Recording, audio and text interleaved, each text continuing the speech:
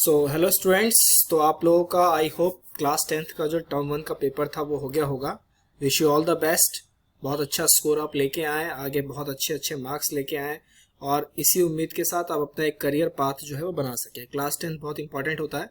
तो आज की जो ये वीडियो है ये डेडिकेटेड है जो 4 दिसंबर को टर्म 1 का पेपर हुआ था मैथ्स का, उसके हम जो है इसमें एनालिसिस आपको देने वाले हैं, सॉल्यूशंस के साथ देने वाले हैं। ऑलरेडी जो है मैं आंसर जो है वो सॉल्व कर चुका हूँ। एक एक करके सारे सवालों को देख लेते हैं, अपने आंसर से आप मिला लीजिए और कमेंट में बताइए जरूर कि आपके कितने इसमें से सही बन रहे हैं। पहला सवाल अगर हम देखें तो पहला सवाल हमसे पूछा गया है HCF ऑफ 92 और 154 क्या होता है। इसका आंसर क्या होगा दोस्तों? इसका आंसर होगा ऑप्शन ए। कैसे निकाला सर आपने? देखो बहुत सिंपल है। HCF के लिए हम डिवीजन मेथड का इस्तेमाल कर लेते हैं। 92 और 152 में से बड़ा कौन सा है? 152 है, तो 152 और हमने 92 यहाँ लिख लिया। आप जब इसको डिवाइड करोगे अगेन तो you will get 0 and this will 6। Now you have to divide it. अब जो यहाँ आपका डिविजर था वो अब यहाँ डिविडेंड बन जाएगा। अगेन डिवाइड करते हैं, बिल्कुल बेसिक है ये। 32 फिर 60 जो यहाँ डिवाइजर था वो डिविडेंड बन गया 132 एंड नाउ देयर इज 28 और अब यहाँ पे आपका क्या है 32 again 1, this is 28 and this is 4, 28 अब यहाँ पे आ जाएगा 4 7 28 और जहाँ पे डिवीजर खत्म हो जाए तो ये जो आपका डिवाइजर आ रहा है ये आपका HCF होता है। तो इसका आंसर क्या होगा? इसका आंसर होगा ऑप्शन ए। क्लियर? दूसरे पे आते हैं। दूसरा सवाल था, ये दो ट्राइंगल हमें दे रखे थे, DE पैरेलल है BC के, हम लोगों ने भी क्लासेस वगैरह में पढ़ाया है ये सब कुछ। अब क्या है, दो ट्राइंगल आपके यहाँ पे सिमिलर है, एक तो है ADE और एक है ABC। फिर सिंपल सा बेसिक प्रोपोर्शनल थ्योरम लगाना था। उसके अकॉर्डिंग हमें क्या बताना है? हमें EC की लेंथ बतानी है, यानी कि ये लेंथ हमें बतानी है। तो हम क्या करेंगे, ये लेंथ यानी कि 4 upon total length 4 + 6 that is 10, this is 5 और टोटल लेंथ में x मान लेता हूं। तो अगर यहां से हम कैलकुलेट कर लें, this is 2 this is 5, so we have 25/2 यानी कि आ गया 12.5, 12.5। अब 5 लेंथ तो ये चली गई, 12.5 टोटल लेंथ है, हमने टोटल x माना था ना, तो कितना बचा 7.5, तो 7.5 यानी ऑप्शन सी। तो सही आंसर क्या होगा? Option C. तीसरे पे आते हैं। तीसरा सवाल क्या था? The value of k which for which we have no solutions. तो लीनियर इक्वेशन के से सवाल था ये। तो नो सॉल्यूशन के लिए क्या कंडीशन होती है दोस्तों? नो सॉल्यूशन के लिए कंडीशन होती है A1/A2 must be equal to B1/B2 and this should not be equal to C1/C2। तो अगर आप यहाँ पे देखोगे कॉफिशिएंट तो ये है 1/2 and this is 1/K and that should not be equal to -4/-3। तो हम सिर्फ इन दो को उठा लेंगे क्योंकि दो बराबर है। तो हम यहाँ से क्या बोलेंगे? यहाँ से हम बोलेंगे K की वैल्यू कितनी आ गई? 2 आ गई। सो सही आंसर क्या होगा? बी। तो अपने आंसर मैच करते चलना कि कितने आपके मार्क्स बन रहे हैं। चौथे पे आते हैं। 1045 1045 की वैल्यू क्या होती है? 1, सिंपल टेबल से। cos 60 की वैल्यू क्या होती है? 1/2 उसका स्क्वायर, तो 1/2 का स्क्वायर कितना होगा? 1/4। सो 1 - 1/4 आंसर क्या होगा? 3/4। So D is the correct option here.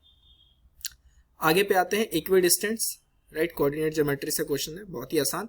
तो एक पॉइंट है x,1 और ये इक्वी डिस्टेंट पे यानी इक्वल डिस्टेंस पे है 0 0 और 2,0 से। तो सिंपल डिस्टेंस फॉर्मूला लगाना था। यहाँ आएगा x - 0 का होल स्क्वायर प्लस 1 - 0 का होल स्क्वायर बराबर x - 2 का होल स्क्वायर प्लस 1 - 0 का होल स्क्वायर। अब देखो 1 - 0 का होल स्क्वायर तो कैंसिल आउट हो गया। अब यहाँ पर मेरे पास क्या है? एक्स स्क्वायर और इसका होल स्क्वायर खोल लेते हैं, x² + 4 - 4x। So x² will get cancel out and we have 4x equals to 4। सो x की वैल्यू कितनी आ गई? 1। सो इसका सही आंसर क्या होगा? Option A. आगे चलते हैं छठे पे। दो सिक्कों को एक साथ उछाला गया है, टोटल क्या क्या बन सकता है? या तो मेरे पास आएगा हेड हेड या टेल टेल या हेड टेल या फिर टेल हेड। ये हम कराते हैं। इनफैक्ट मैं तो 4 सिक्कों को भी अगर एक साथ आप उछालेंगे वो भी टोटल बताता हूँ। इसको सैंपल स्पेस कहते हैं, 11th में आप लोग पढ़ेंगे। प्रोबेबिलिटी बतानी है गेटिंग एग्जैक्टली 1 हेड, कि हमें एक ही हेड चाहिए बस। तो देखो एक तो इसमें आ रहा है, एक इसमें आ रहा है, तो टोटल 2 केसेस हैं और टोटल कितने बन रहे हैं? 4। 2 तो वो है जो हमें चाहिए। तो आंसर क्या आ गया? 1/2 दैट इज ऑप्शन बी। 7वें पे आते हैं। A circular arc of length 22 centimetre subtend an angle theta. तो ये एक मतलब एक आर्क है और उसकी लेंथ कितनी दे रखी है? 22। तो हमसे थीटा की वैल्यू पूछिए। तो देखो लेंथ ऑफ आर्क का सिंपल फॉर्मूला क्या होता है, थीटा बाय 360 इंटू 2πr, और ये होता है length of arc. Length of arc यहाँ पे कितना दे रखा है आपको, 22 दे रखा है।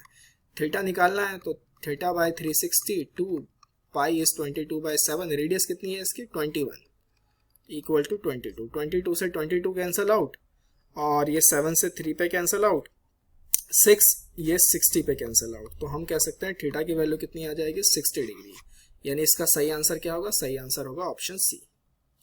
8वें पे चलते हैं। अब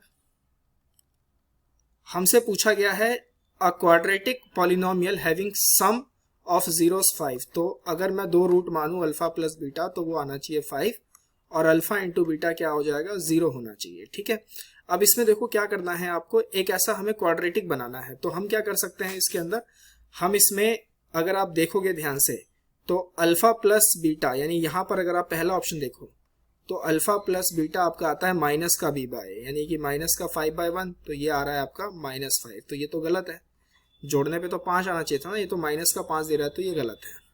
ये अगर आप देखोगे तो यहाँ पर sum of roots again -b by, अब यहाँ पे x का कोई कोफिशिएंट तो है ही नहीं, तो ये तो सम ऑफ रूट्स ही 0 बता रहा है, तो ये भी ऑप्शन गलत है।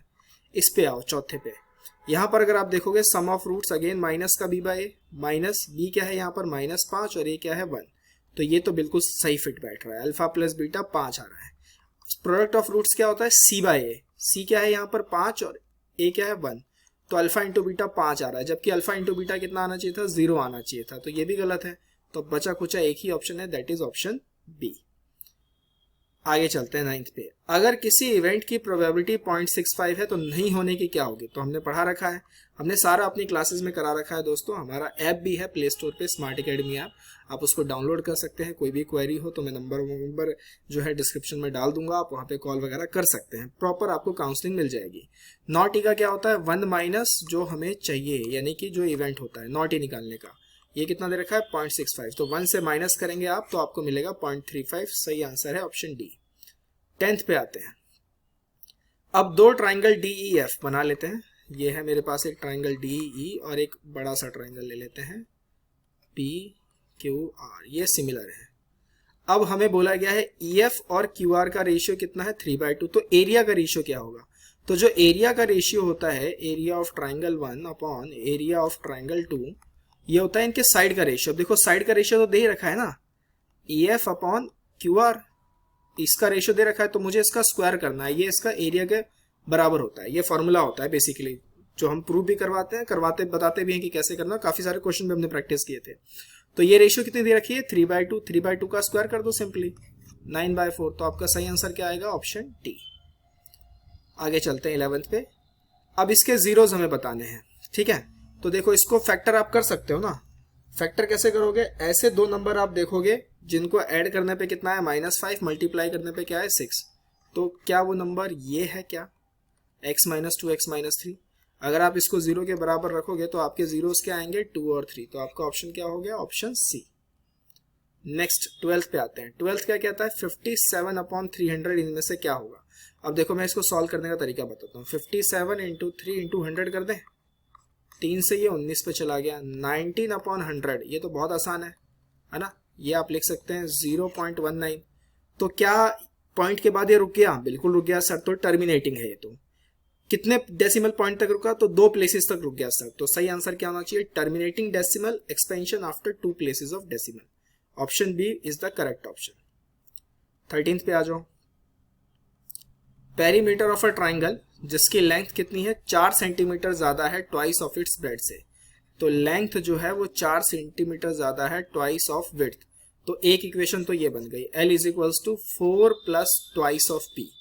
L = अब यहाँ देखो ये ऑप्शन तो गलत हो गया ना, ये -4 उधर हो जाएगा, तो ये नहीं हो सकता। और ये क्या कह रहा है L = 4 + B कह रहा है, तो ये भी गलत हो गया। ये बिल्कुल सही है यहाँ तक, और ये भी सही है। अच्छा, और साथ ही साथ पेरीमीटर कितना दे रखा है, पेरीमीटर रेक्टेंगल का दे रखा है 14 सेंटीमीटर, तो पेरीमीटर क्या होता है ट्वाइस लेंथ प्लस ब्रेड, ये हमें दे रखा है 14। अब यहाँ देखो L + B 14 है, तो ये भी गलत हो गया, तो सही ऑप्शन क्या होगा ऑप्शन डी। इतने आसान सवाल थे, बहुत ही आसान सवाल थे। आगे चलते हैं। अब ये देखो, इसको हमें बताना था ये क्या हो सकता है, 213 और 213 पे ही बार था। तो इसका मतलब होता है 5.213 और 213 अब रिपीट करता रहेगा 213 और ऐसे चलता जाएगा। तो इसमें कौन सा मैच कर रहा है? इसमें जो मैच कर रहा है आपका कर रहा है ऑप्शन नंबर ए। 15th पे देखो, रेशियो बतानी है जिसमें 4,0 डिवाइड्स करता है लाइन सेगमेंट 4 और 8। तो ये क्या है बेसिकली, एक 4,6 है मेरे पास और एक है मेरे पास 4,-8 और एक पॉइंट है 4,0 जो इसको डिवाइड करता है, नाम दे देते हैं ए बी। सी डिवाइड कर रहा है ए बी को। रेशियो बताना, तो रेशियो क्या लेनी है? के रेशियो 1। अब देखो y कोऑर्डिनेट 0 है तो y के हिसाब से ही ले लेते हैं, y वाला ले लो। तो ये आएगा -8k प्लस का 6/k + 1 and this is 0। So we have 8k = 6। सो मैं यहाँ k की वैल्यू क्या कह सकता हूँ? 3/4। सो रेशियो क्या आ रहा है? 3:4, यानी करेक्ट ऑप्शन होगा ऑप्शन बी। इनमें से क्या डिफाइन नहीं होता? अब देखो sec 0 की वैल्यू कितनी होती है? 1, ये तो डिफाइन है। cosec 90 कितना होता है? cosec 90 होता है, ये भी 1, ये भी डिफाइन है। cot 90 क्या होता है? cot 90 होता है 0, ये भी डिफाइन है। tan 90 डिफाइन नहीं होता, ये इन्फिनिटी होता है, यानी नॉट डिफाइन होता है। तो इसका सही आंसर क्या होगा? Option C, the most easy question. ठीक है, और उससे भी आसान तो अगला है। देखो एक फिगर हमें दे रखा है, एक सेमी सर्कल, ये सेमी सर्कल है, this is a semi circle, ये उसका सेंटर है सेमी सर्कल का, उसके अंदर ये एक सर्कल बना है। अब ये इसका डायमीटर है, ठीक है। ए बी की लेंथ हमें दे रखी है 28, तो मतलब सेमी सर्कल का डायमीटर है 28, तो इसका रेडियस कितना होगा? 14 हो जाएगा ना। तो देखो ये भी तो रेडियस ही होगा ना, this will also be a radius, so this is 14। अब हमें से पूछा गया है what is the radius of inner circle, जो ये अंदर है इसका रेडियस क्या है? तो इसका डायमीटर अगर 14 है तो इसका रेडियस कितना होगा? इसका रेडियस होगा 7 सेंटीमीटर। तो ये गलत मार्क है, इसका सही ऑप्शन होगा ऑप्शन सी। क्लियर? चलो 18 पे आते हैं। अब हमारे पास ट्राइंगल है ओ ए बी, हमें पॉइंट्स वगैरह दी गए हैं, ओरिजिन है ये 4,0 है, ये 0,6 है। मीडियन एक हमने ड्रॉ किया है। मीडियन क्या होता है? मीडियन क्या करता है कि मीडियन जिस आप साइड पे डाल रहे हैं तो उसे उसका वो मिड पॉइंट होता है। तो ये मिड पॉइंट होगा इन दोनों का। मिड पॉइंट का मतलब 1:1 में डिवाइड करेगा। तो मिड पॉइंट के लिए डी के अगर आप कोऑर्डिनेट्स निकालेंगे तो x1 प्लस इसके ओरिजिन के पॉइंट्स क्या होते हैं? 0 0। तो 0 + 0/2 और 6 + 0/2। तो डी के कोऑर्डिनेट्स आ जाएंगे 0 और 3, तो ये 0 3 आ गए। अब हमें एडी की लेंथ बतानी है, तो डिस्टेंस फॉर्मूला लगा लो, सिंपल है। एडी की लेंथ क्या होगी? 4 - 0 का स्क्वायर दैट इज 4 का स्क्वायर 16, 3 - 0 का स्क्वायर 9, इसका अंडर रूट 25 का अंडर रूट क्या होता है? 5। So we have the correct answer here as B. 19th पे आते हैं। अब हमारे पास एक राइट एंगल ट्राइंगल है पी क्यू आर, बना लेते हैं। ये हमारे पास है, एंगल क्यू 90 डिग्री का बन रहा है, पी इधर मान लेते हैं, आर इधर मान लेते हैं। ये 45 है, तो देखो खुद से ध्यान से देखो, अगर ये 90 है, ये 45 है, तो ये भी 45 होगा ना। ठीक है, अब हमसे क्या पूछा है? 10p, यानी कि 1045। 1045 कितना होता है? 1 होता है। cos r, cos 45 कितना होता है? 1/√2 होता है, लेकिन उसका स्क्वायर पूछा हुआ है। तो 1 - 1/2, एक में से आधा गया तो बचता है आधा, यानी that is option C is correct. 20th पे आ जाओ। tan थीटा की वैल्यू कितनी दे रखी है? 2/3 दे रखी है। tan theta is 2/3। तो ये अगर आप रेक्टेंगल ले लेते हैं, परपेंडिकुलर, बेस और ये हाइपोटेन्यूज। tan थीटा क्या होता है? परपेंडिकुलर अपॉन बेस होता है, तो ये मैं 2 मान लूँ और ये मैं 3 मान लूँ। तो अगर मैं पाइथागोरस थ्योरम लगाऊंगा तो ये आएगा 4 और +9 13, उसका अंडर रूट। हमसे सेक थीटा की वैल्यू पूछिए। सेक थीटा क्या होता है? सेक थीटा होता है p/b, यानी कि h/b, यानी कि हाइपोटेनस अपॉन बेस। h कितना है? √13, बेस कितना है? 3। So we have √13/3। So correct option here is option A. पहले 20 में से आपको कोई 16 करने थे, 20 के 20 सवाल बहुत आसान थे, किसी में भी कोई दिक्कत नहीं थी। अगले 20 देखते हैं आप फटाफट। 21वां सवाल, ये थोड़ा सा मतलब लिटिल बिट था, ट्रिकी क्वेश्चन था ये। Perimeter of a sector of a circle of radius 14, तो ये रेडियस 14 दे रखा है और हमें इसका पेरीमीटर बताना है। किसी भी फिगर का पेरीमीटर का मतलब होता है जितने भी उसके साइड्स वगैरह हैं सबको जोड़ लो। तो देखो इसका एक तो ये जुड़ जाएगा, ये 14, ये 14, तो 14 + 14 जुड़ गया। अब मुझे लेंथ ऑफ आर्क चाहिए। लेंथ ऑफ आर्क के लिए हमारे पास फॉर्मूला होता है थीटा, यानी कि 45/360 इंटू 2, पाई की वैल्यू 22/7 और रेडियस है 14। तो ये 2 पे कट गया, 4 से ये 90 पे कट गया, ये 2 पे गया और ये 11 आ गया। तो लेंथ ऑफ ये आर्क कितनी आई? 11 आई, तो 11 और जोड़ दो। 28 प्लस 11 39। स्टूडेंट्स क्या करते हैं, उसमें गड़बड़ ये कर देते हैं कि वो सिर्फ इसको कंसिडर कर लेते हैं पैरामीटर, तो सिर्फ ये फार्मूला लगा के आ जाते हैं और 11 पे टिक करके आ गए होंगे। बताओ अपने से कितने लोगों ने 11 पे टिक किया? जिन्होंने 11 पे टिक किया है गलत किया है, ठीक है। इसका सही आंसर क्या होगा? इसका सही आंसर होगा 39। 22 को देखते हैं। एक बैग है जिसमें 16 रेड बॉल हैं, 8 ग्रीन बॉल हैं, 6 ब्लू बॉल हैं। हमें ब्लू बॉल की प्रोबेबिलिटी बतानी है। ब्लू बॉल है कितने टोटल? 6। टोटल कितने बॉल है गिन लो। 8 6 14 और 16 यानी कि 30। 6/30 यानी कि 1/5। तो इसका सही जवाब क्या होगा? Option B. 23 पे आते हैं। Sine theta minus cos theta अगर 0 है तो अरे देखो ना, इसको उधर ले जाओ। मतलब sine theta equal to cos theta, cos theta को यहाँ डिवाइड कर दोगे तो साइन बाय कॉस क्या होता है? Tan theta. टेन थीटा किसके इक्वल आ गया? टेन थीटा इक्वल आ गया 1 के। टेन थीटा 1 कब होता है? जब थीटा 45 डिग्री पे हो। तो हमें ये पूछा गया। और वैसे भी अगर आप टेबल में देखोगे तो साइन थीटा और कॉस थीटा बराबर ही 45 पर होते हैं, क्योंकि दोनों ही 45 पे 1/√2 वैल्यू देते हैं। 24 देखो, अब रिपीटिंग क्वेश्चन आ गया ना। अगर किसी इवेंट के होने की प्रोबेबिलिटी 0.02 है तो नहीं होने की क्या होगी? नहीं होने के लिए उसे 1 से माइनस कर दो। 1 माइनस 0.02 दैट इज 0.98। ये भी हमने पढ़ा रखा है ना। दूसरा क्वेश्चन है जो इस एग्जाम में रिपीट हुआ है, तो option number C. Same concept पे आगे बात करते हैं। बहुत ही आसान सवाल था ये। 25वें पे चलते हैं। हमसे देखो ये शेडेड रीजन पूछा है, ये वाले जो ब्लैक ब्लैक में दिख रहा है। तो शेडेड रीजन कैसे निकालते हैं? बाहर का सर्कल के एरिया में से अंदर के सर्कल का एरिया माइनस कर दीजिए। बाहर का है पाई, रेडियस कितना है? 14 का, अंदर क्या है? 7 का स्क्वायर। पाई क्या है? 22/7। ए स्क्वायर माइनस बी स्क्वायर यानी कि 14 minus 7, 14 plus 7। So we have 22/7 into 7 and that is 21. Cancel out. 22 into 21 अगर आप करेंगे तो आपको मिलेगा 462, that is ऑप्शन ए। ठीक। 26वें पे आते हैं। 26वां क्या है मेरे पास? हमें इसे सिंप्लीफाई करना है। तो देखो बहुत आसान है। 1/1 plus sine theta 1/1 minus sine theta, है ना। मैं एलसीएम ले लेता हूँ। एलसीएम लूंगा तो ये इधर भागेगा 1, चलो इसको पहले उधर भगा देते हैं। ये उधर भागेगा 1 प्लस साइन थीटा और ये 1 माइनस साइन थीटा, और दोनों मल्टीप्लाई हो जाएंगे।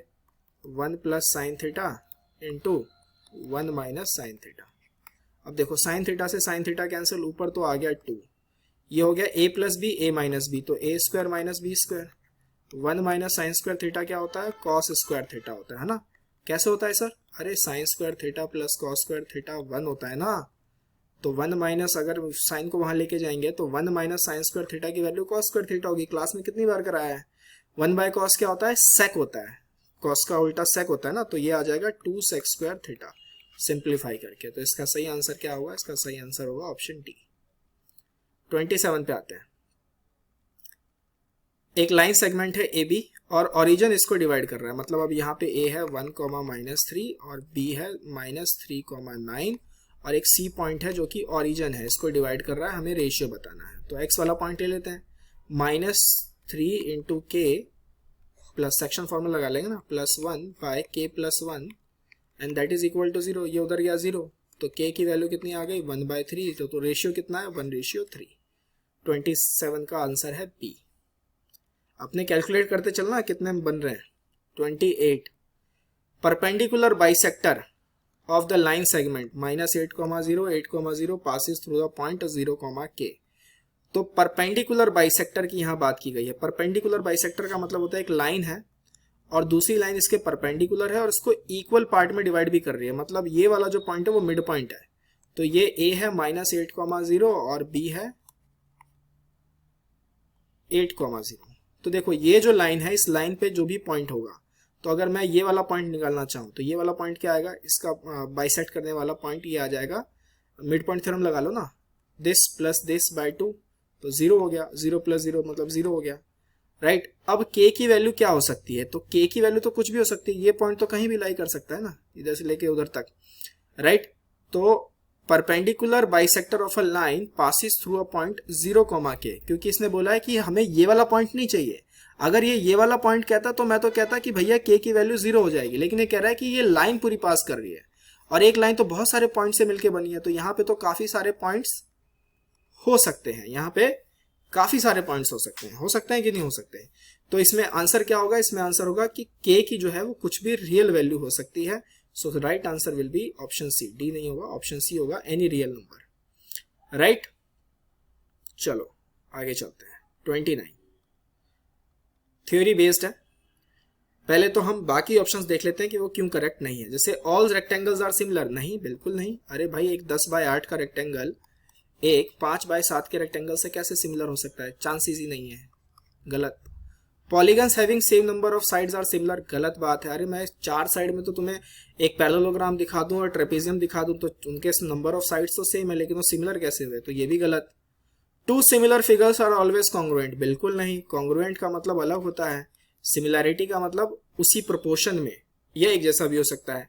तो जितने भी कॉन्ग्रुएंट फिगर्स होते हैं वो सारे के सारे सिमिलर कह सकते हो आप। तो option A is the correct option here. Clear. आगे देखो, ये बहुत ही प्यारा सवाल था 30वां। x बराबर -5 है, y बराबर 6। अब देखो लोकेट करो इसको। x बराबर -5 यहाँ कहीं आएगा, एक लाइन पैरेलल, और y बराबर 6 यहाँ कहीं आएगा।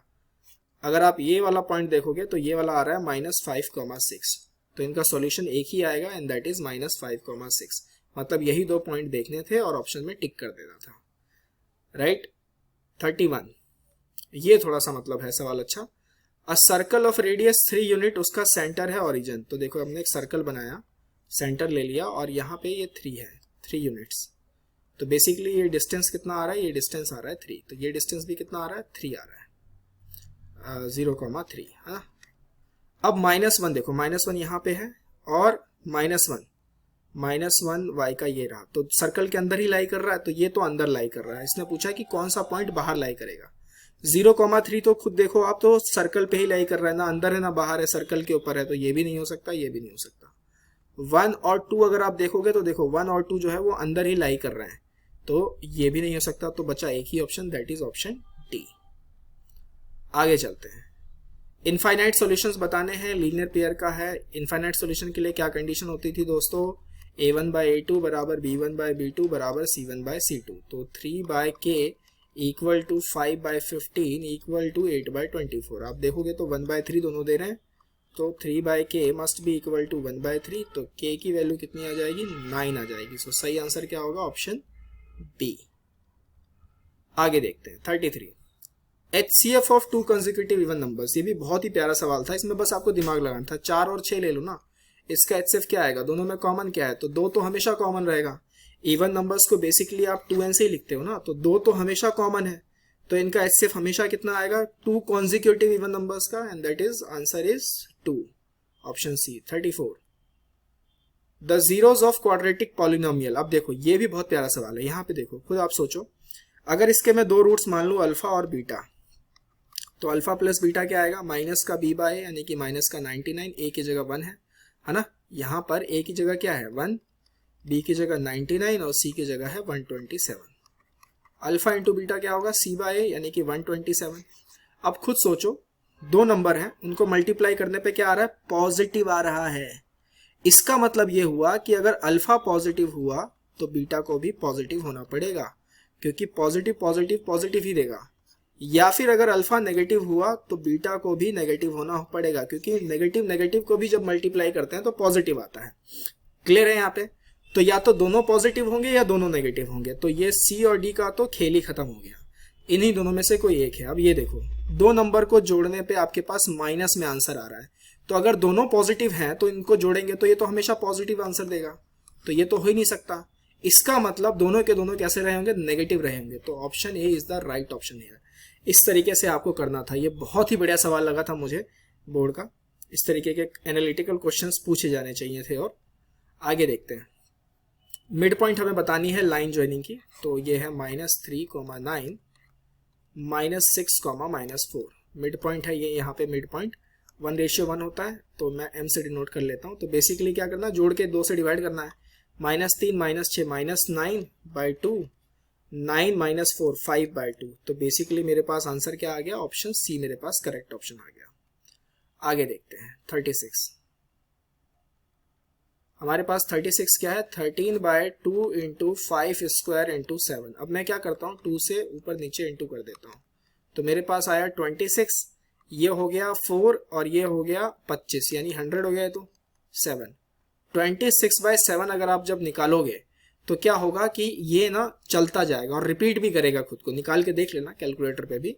तो इसका आंसर होगा non terminating but repeating, right. ना तो ये एंड होगा, चलता ही जाएगा, और रिपीटिंग भी होगा, साथ में रिपीट भी करेगा अपने आप को। 37 पे आते हैं। अगेन सिमिलैरिटी का क्वेश्चन है, 2 और 3 दे रखा है, तो हमसे डीई और बीसी का रेशियो पूछा है। तो देखो इतना क्या है 2 और टोटल क्या है 5, तो वो तो सिमिलर है, तो इसी के रेशियो के बराबर होगा ना। DE upon BC must be equal to AD upon AB. AD है 2 और एबी है 5, तो रेशियो क्या होना चाहिए 2:5। तो सही आंसर है ऑप्शन बी। इस तरीके से इतने आसान आसान सवाल थे। अब देखो HCF इंटू एलसीएम पूछा है, तो हमें पता है HCF इंटू एलसीएम क्या होता है, उन्हीं दो नंबरों के मल्टीप्लाई के बराबर होता है, तो इनको मल्टीप्लाई करना था। 50 इंटू 20 कितना आ जाएगा, 1000 आ जाएगा, तो option A is the right option here. 39, 6 की पावर n में n क्या रखूं कि लास्ट का डिजिट 0 आए। पहली बात 6 की पावर 1 रखो तो 6 आता है, 6 की पावर 2 रखो तो 36, फिर लास्ट में 6 आ रहा है, 6 की पावर 3 रखो फिर लास्ट में 6 आ रहा है। इसी तरीके से कितनी भी पावर रख लो, 6 एक ऐसा नंबर है जिसकी कितनी भी पावर आप बना लो, उसका लास्ट के यूनिट डिजिट पे क्या आएगा, हमेशा 6 आएगा, तो 0 तो आ ही नहीं सकता। तो आंसर है ऑप्शन डी, नन। 40, बहुत ही बढ़िया क्वेश्चन। 1 + 10 स्क्वायर ए, तो देखो 1 + 10 को मैं लिख सकता हूं sin square A by cos square ए, और ये देखो a + b a - b, तो a² - b²। अभी मैंने बताया था 1 - sin स्क्वायर थीटा क्या होता है, cos स्क्वायर थीटा। एलसीएम ले लेते हैं पहले यहाँ पे, तो ये आएगा cos square A plus sin square A by cos square A into cos square A. तो cos स्क्वायर ए से cos स्क्वायर ए कट गया, cos square theta plus sin square theta, that is 1। तो option B is the right option here. 40 का क्या answer होगा, that is option B. Clear है। 40 में से मेरे को लगता है कि हार्डली 2 या 3 क्वेश्चन ही ऐसे होंगे जो आपको दिक्कत करेंगे। अब आपको 16 करने थे, तो 32 आप कर सकते थे इसमें आराम से, बहुत ही प्यारे सवाल थे। तो इसमें 32 में से 32 तो सभी के आने चाहिए। अब ये देख लेते हैं 8 क्वेश्चंस को। अब ये केस स्टडी है हमारे पास। सुकृति है, वो एक बॉल ऊपर फेंक रही है रूफटॉप से, जो कि 8 मीटर ऊंचा है from the ground level. The ball reaches to some maximum height, maximum height तक पहुंचती है और फिर वापस आती है, यानी ये मैक्सिमम हाइट तक पहुंची और फिर वो वापस आ गई। ठीक है। अब क्या है कि हमसे पूछा गया है, और ये एक इक्वेशन भी बनाई गई है, h = -t² + 2t + 8। ठीक।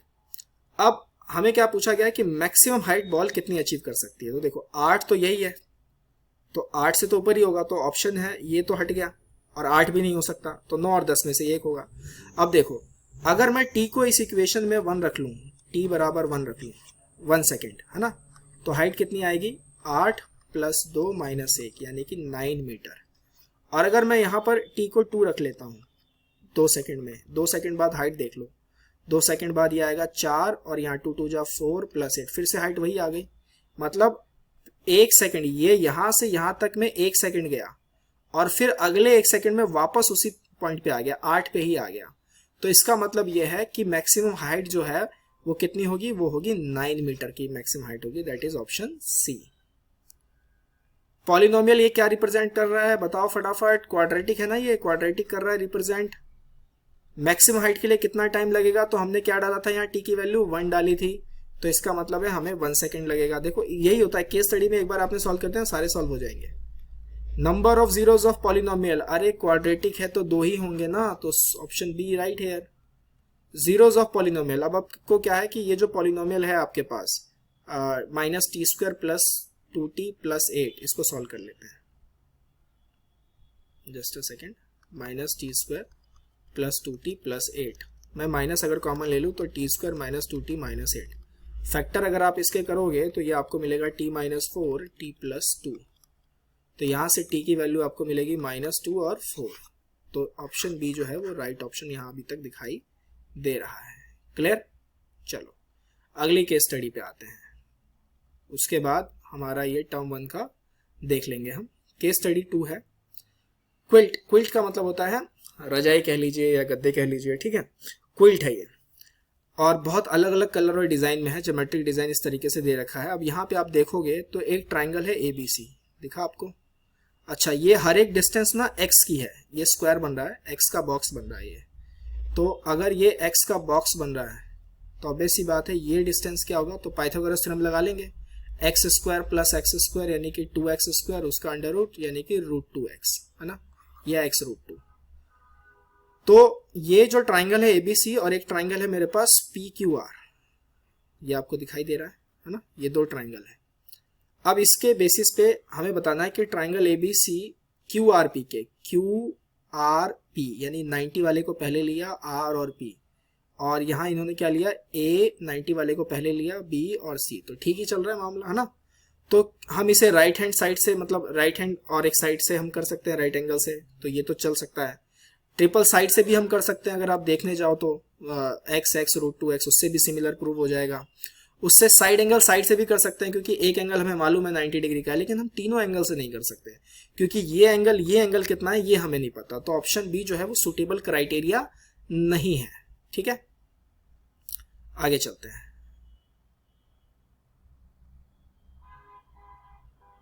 Next, if each square is length x unit then the length of BC। हमें BC की लेंथ यानी ये लेंथ बतानी है। तो मैंने बता ही रखा था, अगर ये x है ये x है तो ये कितना होगा, x√2 हो जाएगा, that is option A. BC और PR का रेशियो में बताना है। तो देखो BC यानी कि ये क्या है, BC कितनी आई थी, x√2, PR क्या है, उसका डबल दिख रहा है ना, तो PR हो जाएगा 2√2x, क्योंकि देखो सिंपल है, ये 2x है ये 2x है, पाइथागोरस हम लगा लेना। और इसका रेशियो कितना आएगा, x√2 से x√2 कट जाएगा, रेशियो आएगा 1:2। जब दोनों को डिवाइड करोगे तो आंसर है ऑप्शन सी। 49 अगर आप देखो तो ट्राइंगल PQR और एरिया ऑफ पूछा गया है हमसे, PQR और ABC का, तो रेशियो कितना था, 1/2, है ना। लेकिन ये जो 1/2 था वो बेसिकली BC और PR का था, है ना। डेल्टा 1/2, अगर मैं ये वाला ट्राइंगल का एरिया ये वाला ट्राइंगल का एरिया लूँ तो 1/4 आएगा, है ना। लेकिन हमसे तो PQR शायद पहले पूछा गया है, बिल्कुल सही पहले पूछा गया, तो ये होगा 4:1, सो इसका सी ऑप्शन होगा, राइट। 1:4 मत करना, 4:1 होगा। अब इनमें से क्या ट्रू नहीं हो सकता, तो खुद देखना, यहाँ पे PQR इसने बोला है, देखो ध्यान से देखना, P कहाँ पर है, P ये रहा, P बीच में आ रहा है 90 डिग्री का एंगल और फिर आ रहा है R, ठीक है, यहाँ तक तो सही है। और ABC कह रहा है ये, यानी ये स्टार्ट कर रहा है 90 डिग्री के एंगल से, जबकि ये 90 बीच में लेके चल रहा है, तो ये सिमिलर तो हो ही नहीं सकता, तो option D is not true. So इस तरीके से जो है हमारे ये सारे सवाल हमने देख लिए कि कैसे कैसे ये पूरे सॉल्व होते हैं। क्लियर है, सारे मैंने आपको बता दिए हैं, वीडियो को देख लेना और अपना मार्क्स जरूर बताना कि आपको मिल कितने रहे हैं, 40 में से आपके कितने बन सकते हैं, how much you will gate, right. 40 में से 40 जिसके बनेंगे, ब्रिलियंट, बहुत अच्छी पढ़ाई की आपने। और टर्म 2 का सिलेबस भी हम जल्दी स्टार्ट करने वाले हैं, बाकी हमारा ऐप वगैरह की डिटेल डिस्क्रिप्शन में है, देख लेना। और जितना हो सके सेशन को शेयर करना, दोस्तों को भी बताना। Thank you.